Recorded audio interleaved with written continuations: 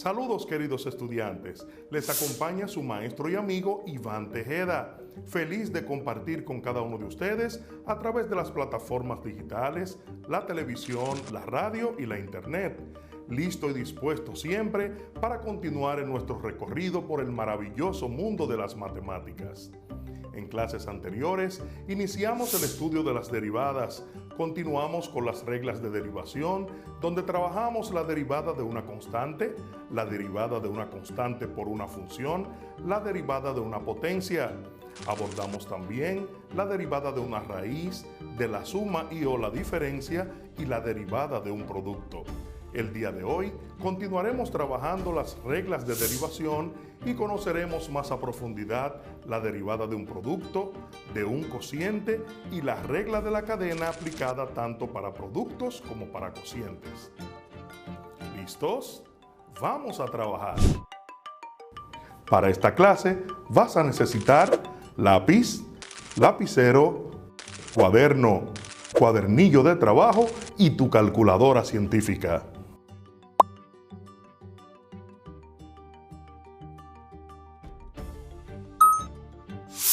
El día de hoy, como habíamos prometido en la clase anterior, ampliaremos el tema de la derivada de un producto aplicando la regla de la cadena. Sin embargo, haremos un pequeño repaso de la derivada de un producto sin la aplicación de la regla de la cadena, para que tengamos la idea más terminada de lo que vamos a realizar en lo adelante. Derivada del producto.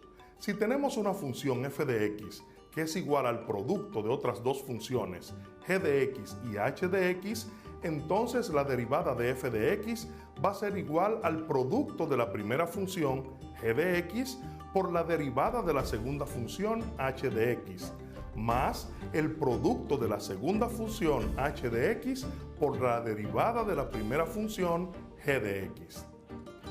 Visto en modo general sería así. Si f de x es igual a g de x por h de x, entonces f de x en su derivada o la derivada de f de x va a ser igual a la primera función g de x por la derivada de la segunda, que es h de x, más h de x por la derivada de la primera función g de x. Vamos a hacer este ejercicio donde tenemos que la función f de x es igual a 5x a la 3 menos 2x a la 2, esa sería nuestra primera función y le vamos a llamar a ella g de x. G de x es nuestra primera función multiplicada por la segunda, que sería 6x a la 3, a esta le llamaremos h de x. En este momento vamos a proceder para guiarnos con la regla de derivación del producto, hallar la derivada de cada una de las funciones. Entonces decimos que la derivada de g de x sería nuestra primera función, 5x a la 3 menos 2x a la 2. Vamos a derivar todo lo que está aquí dentro. Recordemos, multiplicamos el exponente por el coeficiente y le restamos 1 al exponente. Entonces decimos 5 por 3 es 15 y x a la 3 quedaría como x a la 2 menos, multiplicamos 2 por 2 es 4, la variable x, y el exponente quedaría como 1 al restarle 1. Para la derivada de h de x, tenemos que es igual a 6 por 3, sería 18, x, menos 1 en el exponente sería x a la 2. Procedemos entonces a sustituir nuestra función f de x por nuestra regla de derivación de un producto y decimos entonces que la derivada de f de x va a ser igual, como dice nuestra regla, a la primera función g de x, sería todo lo que está aquí dentro, 5x a la 3 menos 2x a la 2 multiplicado por la derivada de h de x, que sería 18x a la 2. Más, como dice nuestra regla, la segunda función h de x sería 6x a la 3 multiplicado por la derivada de la primera función, que sería esta, pero ya en su derivación sería esta parte de aquí, 15x a la 2 menos 4x. Vamos ahora a multiplicar cada uno de los términos. Tenemos este primer término, vamos a multiplicarlo y también vamos a multiplicar el segundo término o el segundo producto. Tenemos entonces que la derivada de f de x es igual, y multiplicamos 18 por 5, sería 8 por 5, 40. Llevo 4, 5 por 1, 5 y 4, 9. 90x, y en la multiplicación se suman los exponentes, sería x a la 5. Menos por más es menos. Y 2 por 18 sería 36. Y en la multiplicación, igual que en el anterior, sumamos los exponentes, x a la 4.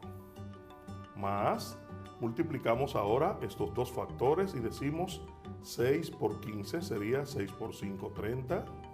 Llevo 3, 6 por 1, 6, y 3 que llevaba es 9, sería 90x elevado a la 3 más 2, 5, menos, porque multiplicamos más por menos, es menos, y ahora decimos 6 por 4 es 24, x a la 3 por x a la 1, uno que no se marca en el exponente, sería x a la 4.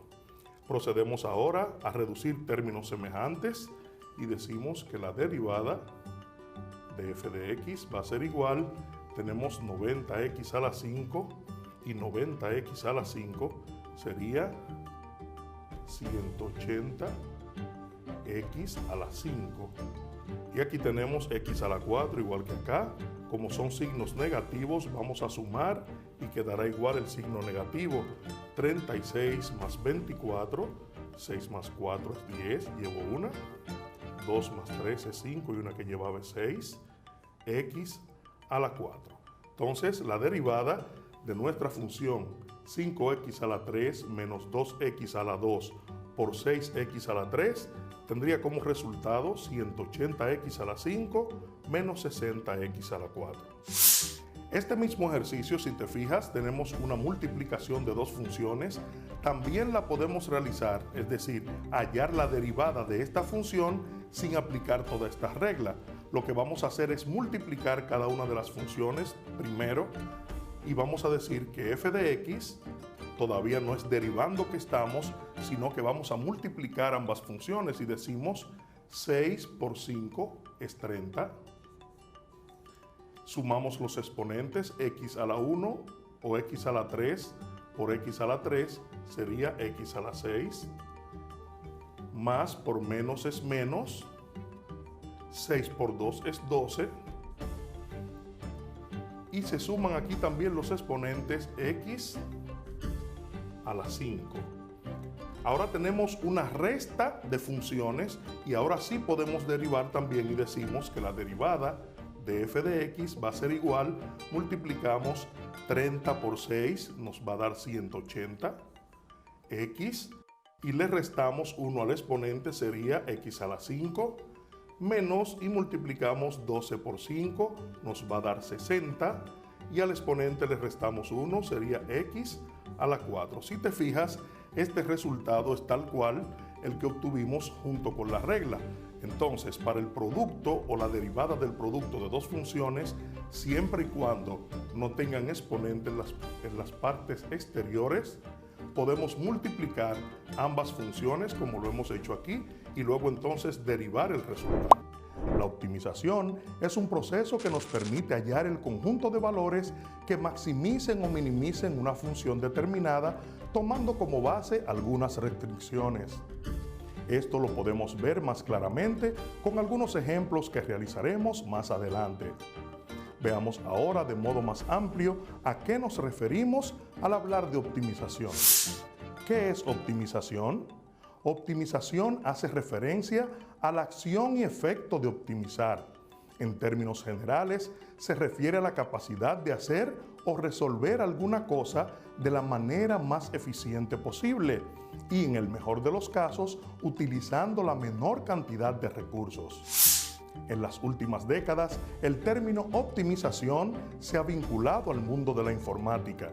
Sin embargo, Es un concepto que también se utiliza en las matemáticas, en la gestión de procesos y en la economía.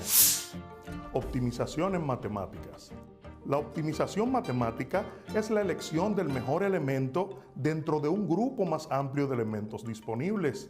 Estos problemas, que implican el uso de fórmulas para calcular valores óptimos, son llamados problemas de optimización y forman parte de la matemática aplicada. La optimización matemática tiene varios subcampos, entre los que se destacan la optimización combinatoria, encargada de estudiar los problemas en los que el conjunto de soluciones puede ser reducido a uno o puede ser discreto, divisible un número finito de veces. Optimización dimensional infinita. Estudia los problemas cuyas soluciones se encuentran en un subconjunto de espacio de dimensión infinita, como por ejemplo las funciones. Heurísticas y metaheurísticas. Se encargan de hacer suposiciones sobre un problema de optimización.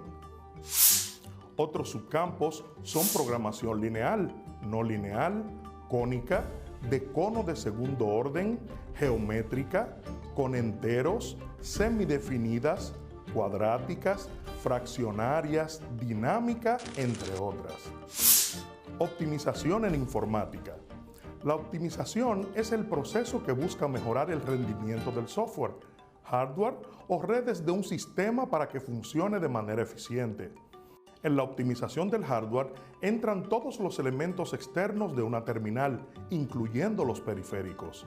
Estos pueden ser modificados o cambiados para mejorar el rendimiento del equipo, pero también pueden tener un objetivo estético. Por su parte, la optimización del software busca adaptar un programa para que funcione mejor. En este sentido, la eficiencia de la optimización tiene que ver con mejoras en la velocidad, cantidad de memoria utilizada, tiempo de ejecución, uso de ancho de banda y consumo de energía. Mientras que la optimización de redes se trata de procesos para mejorar la transferencia de datos, de manera tal que sea posible llevarla a cabo en el menor tiempo posible y utilizando la menor cantidad de recursos disponibles. Optimización en administración. La implementación de metodologías que ayuden a las empresas a mejorar su rendimiento y productividad se conoce en el área administrativa como optimización o mejora de procesos. En este caso, no solo se contempla la parte operativa o financiera, sino también el recurso humano. Se trata de lograr una mayor eficiencia, pero considerando a la empresa como un todo. La mejora de procesos incluye la puesta en práctica de nuevos métodos de trabajo, la inversión en productos o servicios que ayuden a automatizar tareas, la planificación de proyectos, la medición del rendimiento, entre otras tareas. Optimización en economía. En el área económica, la optimización tiene que ver con la ejecución de procesos o estrategias que ayuden a mejorar la sustentabilidad y rendimiento de una empresa. Generalmente, estas medidas implican una reducción de costos, lo que supone la eliminación de gastos superfluos, modificación de métodos de trabajo para garantizar optimización de recursos, medidas de ahorro energético, de materiales, servicios y más. En términos reales, podemos fusionar la optimización con eficiencia. Los cálculos que se han hecho para que una bombilla incandescente sea más efectiva en cuanto a la iluminación, se ha logrado pasar de la incandescencia a la bombilla fluorescente y luego las bombillas LEDs que se utilizan hoy en día.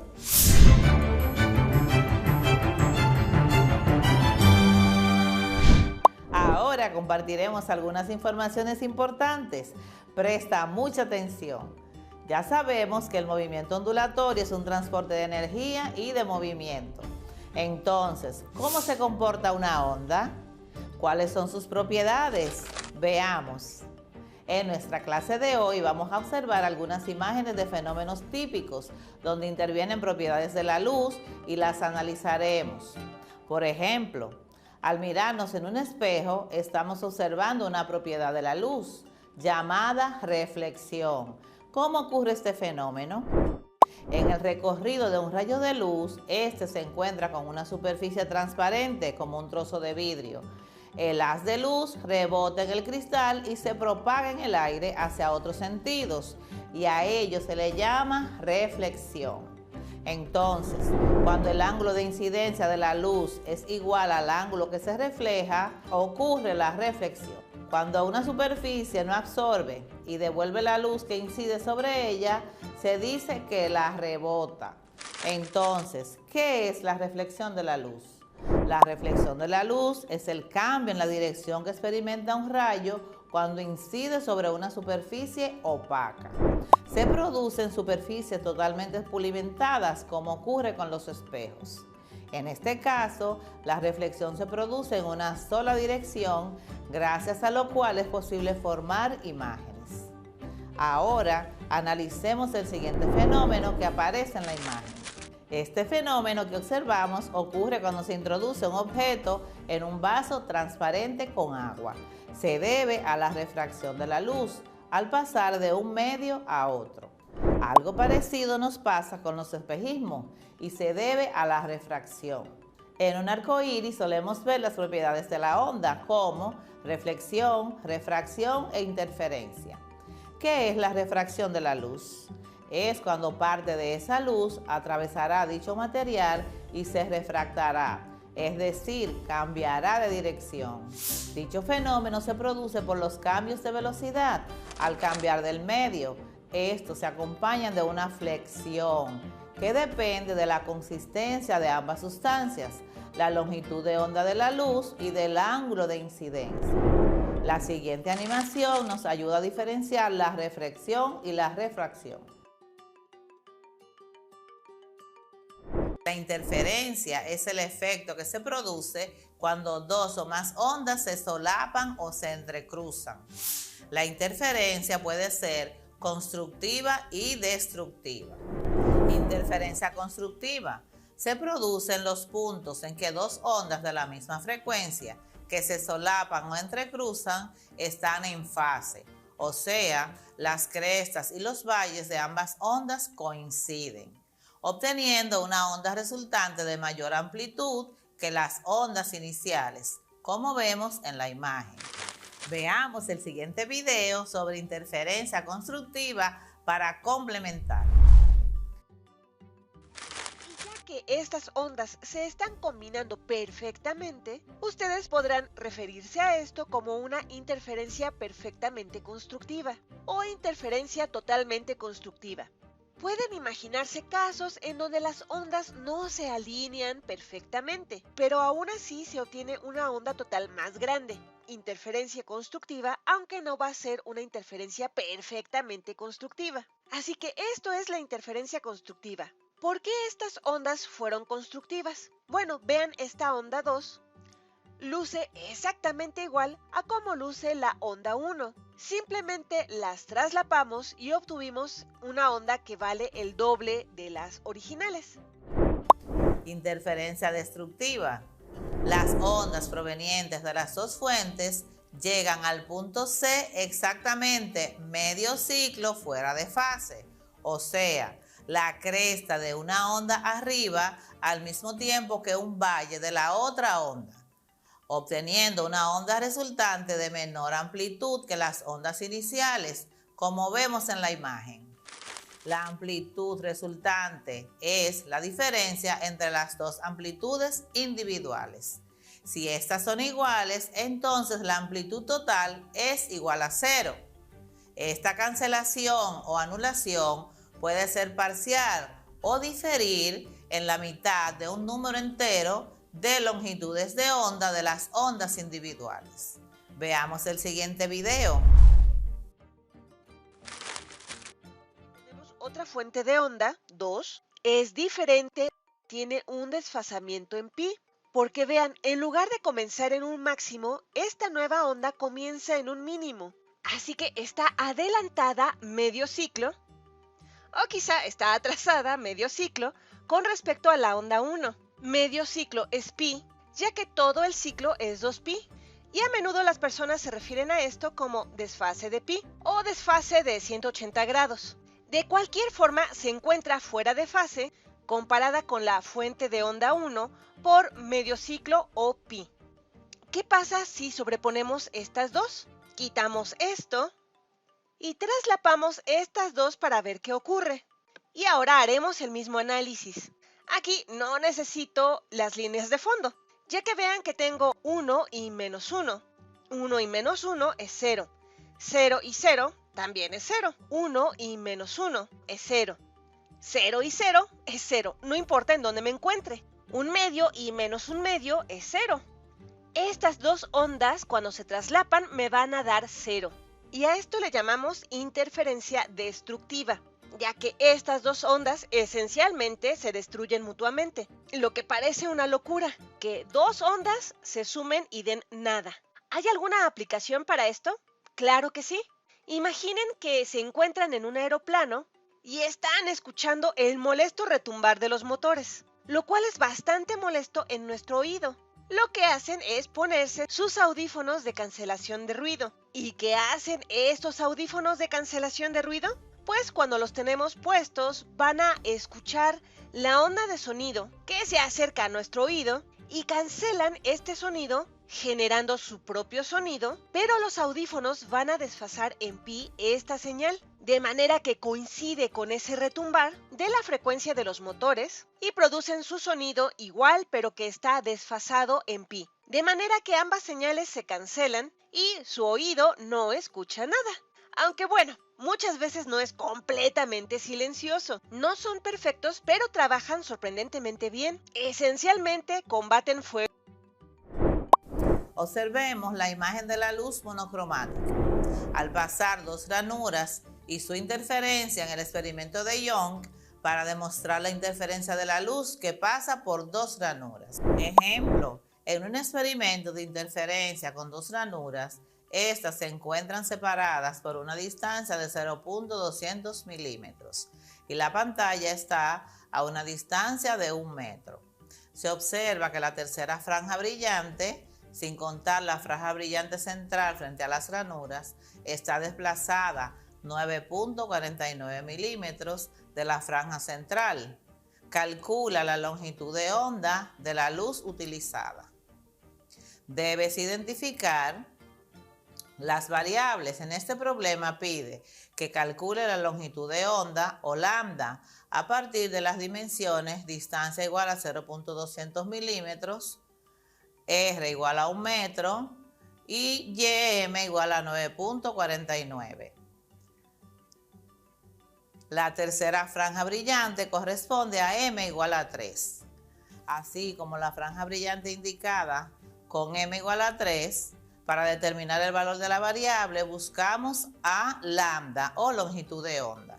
La ecuación para encontrar a lambda es igual a YM por D dividido entre M por R, lo que es igual a 9.49 por 10 a la menos 3 metros multiplicado por 0.200 por 10 a la menos 3 metros dividido entre 3, que es el máximo de la ranura, por R, que es igual a 1 metro, lo que nos da un resultado de 633 por 10 a la menos 9 metros, que es lo mismo que 633 nanómetros.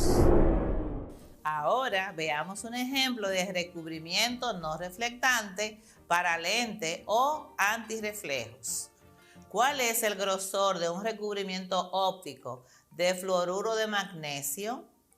Su índice de refracción es de n igual a 1.38 y está diseñado para eliminar la luz reflejada a longitudes de onda en el aire, alrededor de 550 nanómetros. Cuando incide de manera normal sobre el vidrio, para el que tiene un índice de refracción de n igual a 1.50. Solución de la ecuación 2t igual a lambda por n sobre 2, eso es igual a lambda sobre 2n. Despejamos, para despejar el espesor tenemos que t, que es el espesor, es igual a lambda, longitud de onda, dividido entre 4 por n, que es el índice de refracción, lo que es lo mismo que 550 nanómetros dividido entre 4 por 1.38, lo que nos da un resultado de 99.6 nanómetros. Algo parecido se hace para celdas solares, donde se suele recubrir material como el silicio con capas delgadas transparentes de óxidos de silicio, para minimizar la pérdida por reflejo en la superficie. Dicha capa suele tener un grosor que ronda por debajo de los 100 nanómetros. Ahora veamos las explicaciones de algunos fenómenos y aplicaciones acerca de la luz. La luz, una onda electromagnética. En la imagen observamos que los colores en la flor se deben a propiedades de absorción y emisión de los fotones de la luz.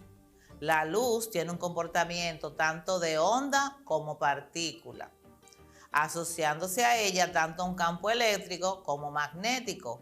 De allí el nombre de electromagnética.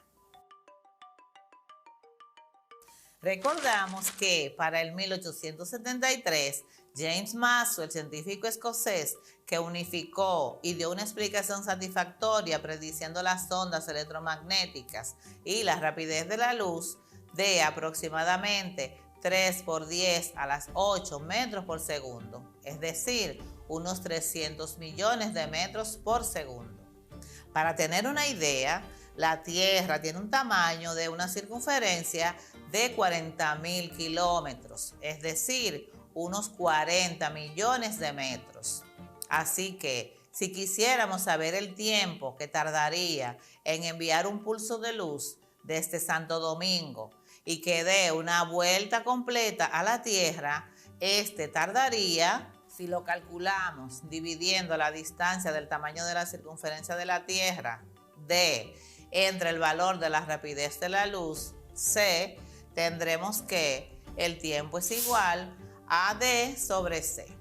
O sea, distancia de la circunferencia de la Tierra, que son 40 millones de metros, dividido entre la velocidad de la luz, que son 300 millones de metros por segundo, lo que nos daría un tiempo de 0.13 segundos.